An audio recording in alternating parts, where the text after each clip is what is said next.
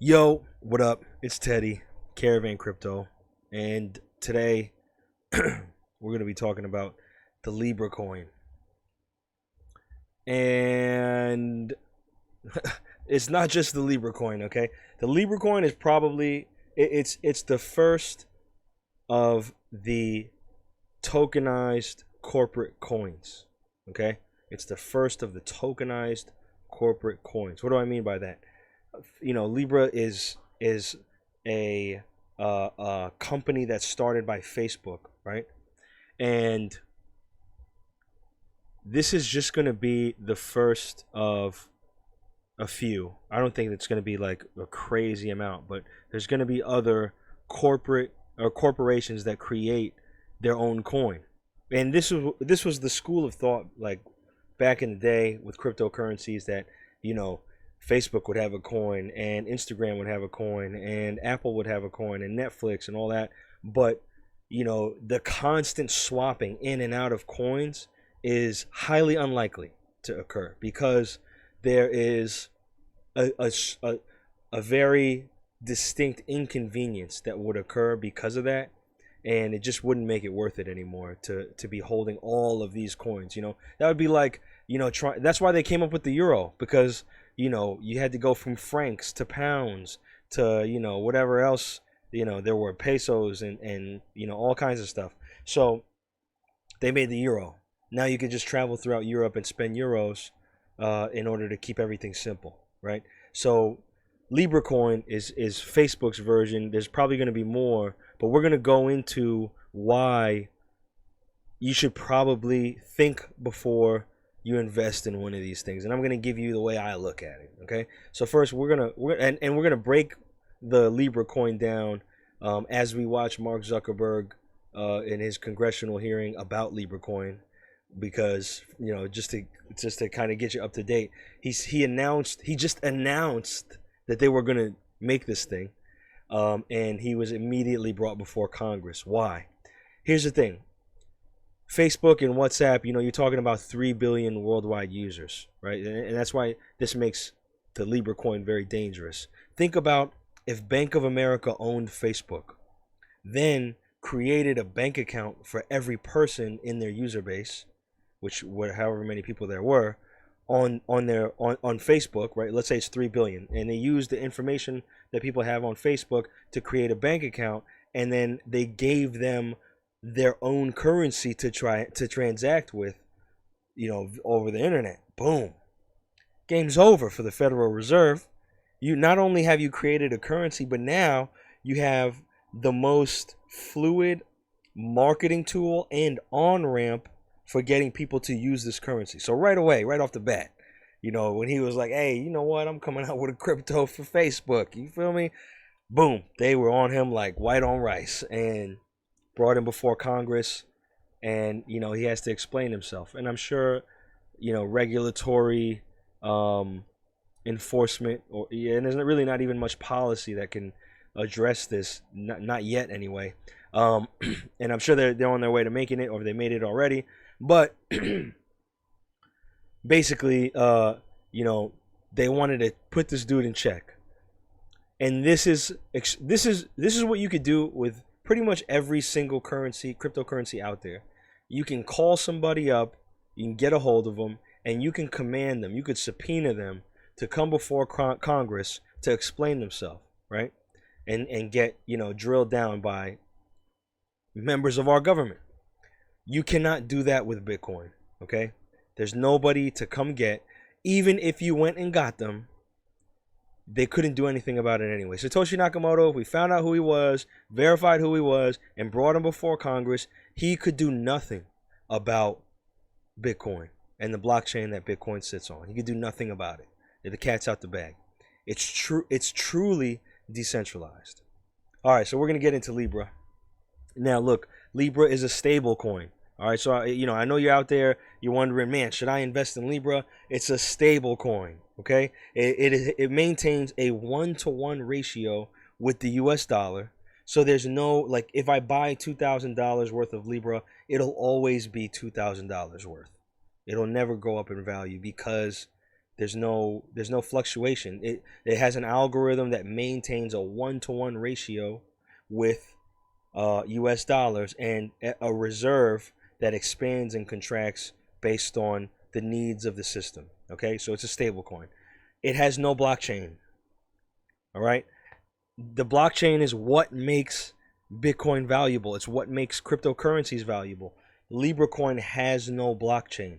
It just runs on a centralized ledger that somebody at Libra is maintaining. That's it. Right? So this is essentially just like a fiat currency, except it's digital and it's created by a corporation. This is it.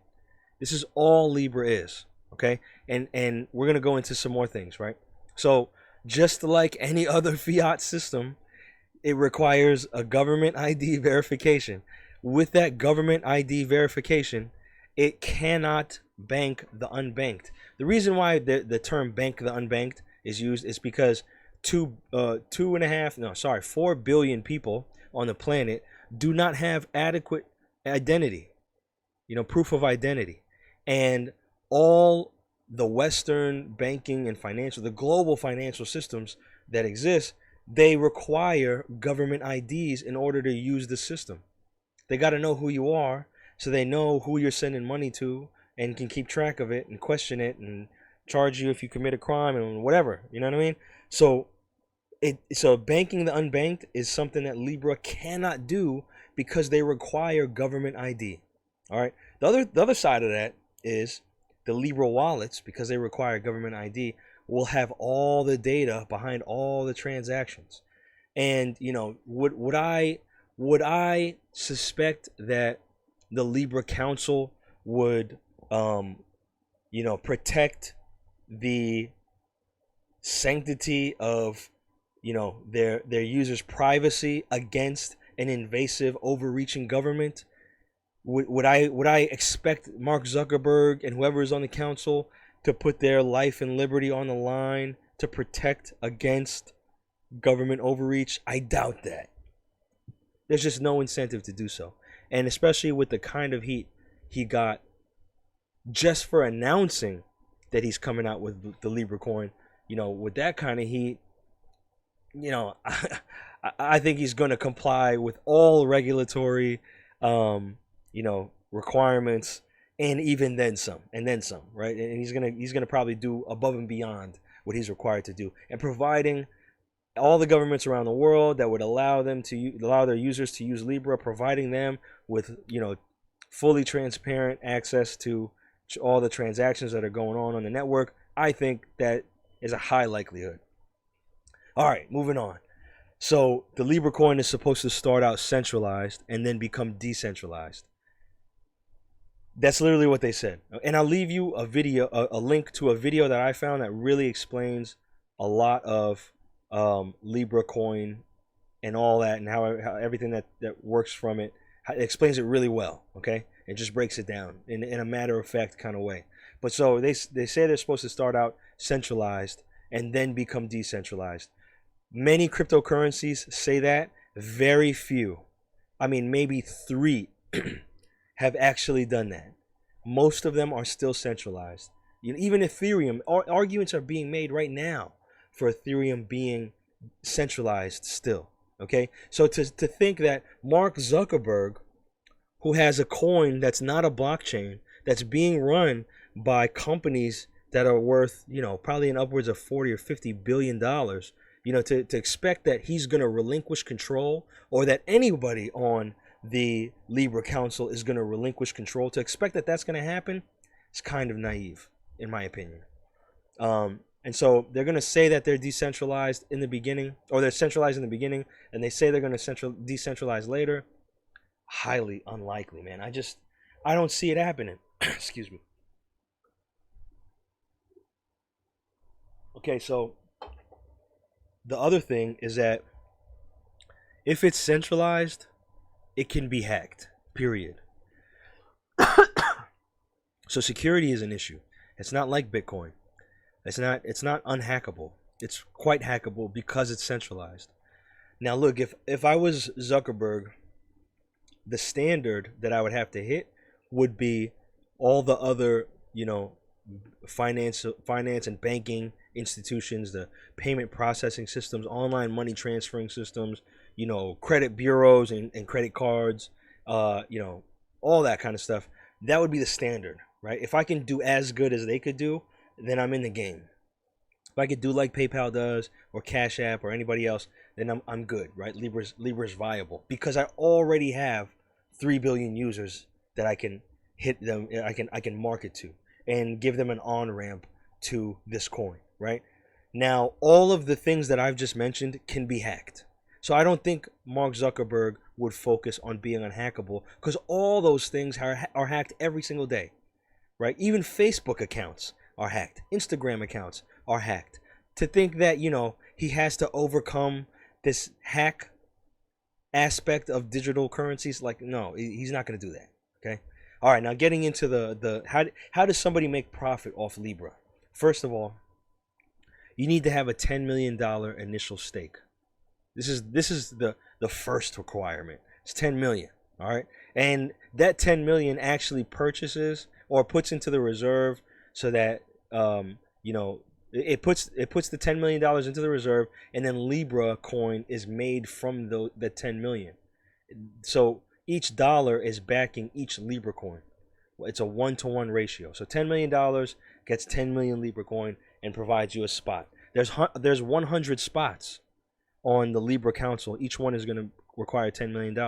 That's $1 billion. That's the first billion to begin, you know, producing or creating out of thin air the 1 billion Libra that'll go along with it.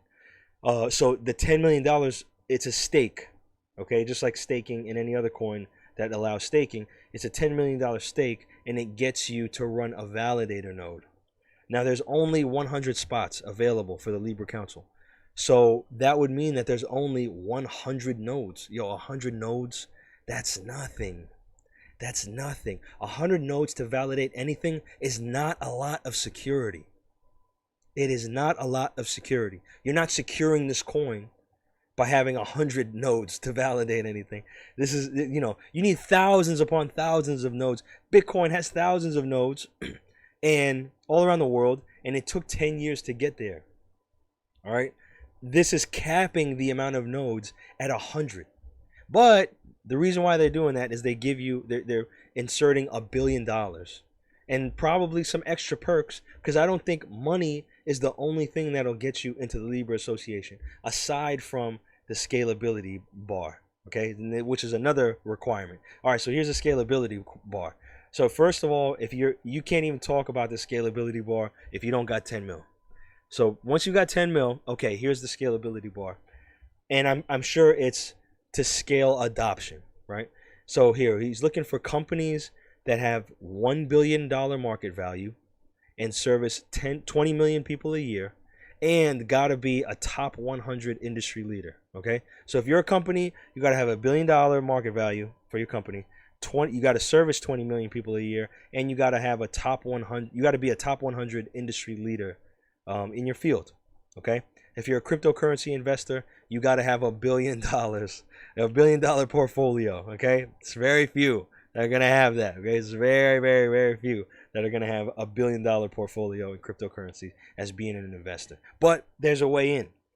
Now, if you're a social organization, you need to have a track record of, you know, trying to of poverty alleviation or solving the problem of poverty alleviation. Okay. That's number one. Plus, you know, first the real number one is the $10 million. Then it's that. Then you got to be a ranked top 100 in your field, and then you got to have an operating budget of 50 million. I don't see many social organizations wanting to get involved with this for the purpose of, you know, one of the main purposes of cryptocurrency is banking the unbanked. I don't, you know, if you want to alleviate poverty, getting people to have the ability to participate in the, you know, international banking system, that's a start. Requiring government ID is not how it's gonna go, right? So a social organization is probably gonna get into this for the profit that could be made in it, and we're gonna get to the profit later. And now, as far as the scalability bar, if you're an academic institution, you need to be one of the top 100 universities in the world, plus your 10 mil, which should be easy if you're one of the top 100 universities in the world. All right, now you got 100 qualifying founding members, right? So first, those 100 qualifying founding members create the Libra Association. And the Libra Association produces a council. And a council is one member from each a member of the associations. So it's one person, one individual from each association that is in the 100 associations that create the qualified founding members. All right. Everything, this is done through the Libra protocol, which is basically the rules that govern the Libra Association. Each member has voting power, but the voting powers are relative to the ratio, the staking ratio. So if I put in 20 mil or 30 mil or 40 mil, I can eat up spots. But there's also a cap, and I'm not sure what the cap is, but there's also a cap at how many of those spots you can use up. There's also a CEO. There's a board of directors. There's also a social impact advisory board, but the recommendations that the social impact advisory board has to be, that they make, have to be approved by council, by the Libra Council. Okay, so it's like a, it's a cosmetic thing, right? It has no real power. And through that, maybe the 100 qualified founding members is the roadmap to decentralization, which it still would not be decentralized if that was the case.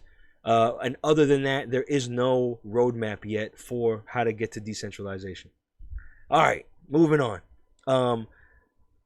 Before we get into that, right? This is this is obviously creating a club. And I get it, man. Like, it's Mark Zuckerberg. Dude's he was the richest, or the youngest billionaire, self-made billionaire ever at 24, right? I get it. You want to make a club, but just so you're aware, this is a club. Okay, this Libra Association is the club, and not only are they creating their own coin, which they could produce out of thin air, and use if this ever gets adopted. So they could do all that, but they're also going to make money off of the reserve.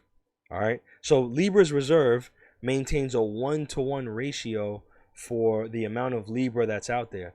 So what that means is, let's say there was a quote unquote bank run, and a bank run is when everybody who banks at a bank tries to go and get their money out. Libra has enough money in their reserves to cover the bank run at all times. Now look, let's say there's $100 in the reserve. That means that there's 100 Libra available. Now let's say, the thing is that the algorithm that governs Libra coin expands and contracts based on the needs. So it's possible that there could be less need for the Libra coin. So that means that there's less coin produced in the system, and there's more reserve value than coin, right? And so with that, or if there is an overflow of coin or of reserve value versus coin. So to put it into example, sorry, I'm kind of all over the place. Let's say you have $100 and you have 100 Libra coin, but if the system only requires 80 Libra coin, then you still have $100 in the reserve, but you're only required to back the Libra coin using $80, right? You could have that extra $20 be divvied up amongst the holders, the members of the association, and they could go and spend that $20 however they want, while not spending the reserve capital. Okay, so let's say Mark Zuckerberg, coming out with a digital currency, he solves a double spend problem on the network that is called Libra. The Libra coin, you can't double spend, so Johnny can't pay Billy and Bob with the same 10 Libra coin. He solves that problem, but then the double spend that happens in real life, It's totally legit. The spending of the currency that is called LIBRA coin and the value of the reserve maintaining itself, that all happens in real life. It could happen anyway, essentially, right? And so that's what the reserve is. So the reserve is actually being used for investing, according to Libra. It becomes an investment fund that the board can use. And as a result of creating this investment fund, you get a Libra token. And this token is directly tied to the value of the Libra fund. All right. So you have a token that you can use that actually earns a profit as the Libra fund, the reserve is being invested in creating a profit. You know, you holding that token earns a profit for you. You get Libra coin based on how much money is in that reserve. And so if it grows, you know, then you get your appropriate share based on how many tokens that you have, Libra tokens that you have. It's actually genius in terms of making a profit and pooling together resources, because this investment fund that's backing a currency, I don't know how you would tax that, you know, and I don't know how you would tax the Libra coin that are getting associated with the tokens that are earning a profit every month. I don't know. Okay. And that token is a security. However, you know, is Libra coin a security? I don't know. It's a 1-to-1 ratio. You're not promising a return in Libra coin, you know, when you invest in Libra coin. So I'm not sure. I mean, there's a lot of gray area there, and there's a lot that could be done with, you know, a multi-billion-dollar fund and growing it. Yeah, there's a lot of questions, but just like fiat currency, this is digital and corporate. So look, is this a cryptocurrency? It is not a cryptocurrency. It's a digital coin. That's all it is. Okay, it's not a currency that now look, in the ways that it is a cryptocurrency, it is borderless. It's not permissionless though. You still need to be approved by the network, and you know, it does offer transactional value, you know, in its capabilities to go from person to person through an app, and that's pretty cool. That through WhatsApp and through Facebook, you could send money to somebody and receive money. However, you could do all that with Bitcoin through WhatsApp and through Facebook. You could just do it through Bitcoin. All you got to do is copy your address in there, paste it into a messenger, send it, and that person copies the address and puts it into their app and sends the money to you, right? You could even do it with sending a QR code. I mean, there's just so many ways you could do it. Facebook is not solving any problems. It's just a money grab. And this is actually one of the most complex money grabs that I've seen. If anybody else were to come out with a coin, and I suspect that's why they're not coming out with their coins. That's why you don't have an Apple coin. You don't have a Walmart coin, a Costco coin, because it doesn't make any sense, right? And this is not, I mean, this makes sense because they have so many users globally, but in all those other scenarios, like, it just doesn't make any sense. So yeah, that's my spiel on Libra coin and any other corporate coins. I don't think that it's gonna be that viable. I don't think it's gonna be that viable, but we'll see. They do have 3 billion users. The ability to on-ramp this thing is like no other on the planet.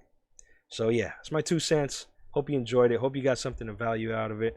Like, subscribe, argue with me in the comments, ask questions. I'm going to leave links to this congressional hearing that is actually pretty interesting, even though they asked really dumb questions because they didn't understand how cryptocurrency works at all.